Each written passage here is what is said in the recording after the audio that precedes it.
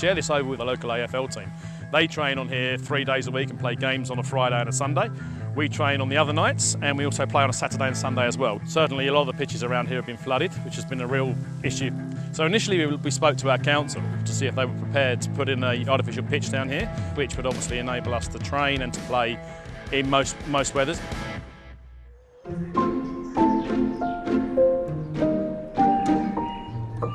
The sports people wanted the synthetic turf, and the environmentalists and I think the general public did not.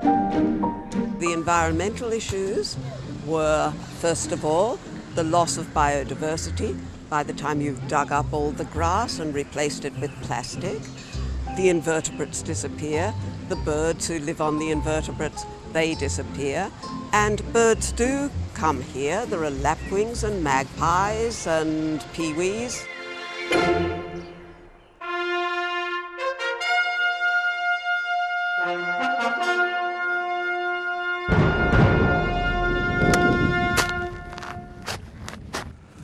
So as a soil scientist, you have to dig a lot of holes in sporting fields.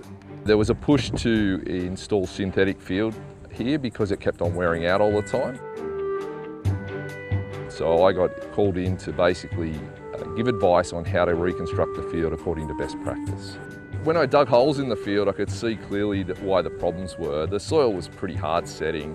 In fact, you just had to really slam the shovel in pretty hard to get it going. The single biggest problem in Australian soils is they set hard. It's just because they're so old. And they're crying out for organic matter, a lot of the soils. And in agriculture, they've known this for years. But in sports turf, they just seem a bit more resistant to using organics.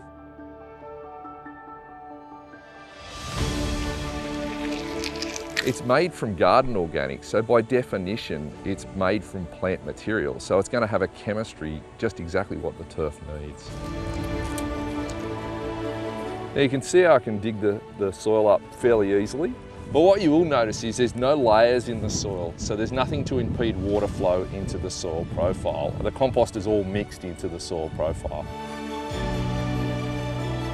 Each of us in New South Wales generate several tonnes of rubbish each year, and a portion of that goes to landfill. A third of what is going into landfill in New South Wales is food waste, and that's a missed opportunity. That is waste that could be turned into treasure, and in this case, compost. There's a huge market for composted garden organics that's made to Australian standard in Australian soils, and sporting fields are crying out for them, but so are golf courses and other situations, parks and a lot of green space, agriculture as well. What would have been going to landfill has delivered a great playing service for the football club, allowing them to provide 49 hours per week of playtime on that field, a win-win.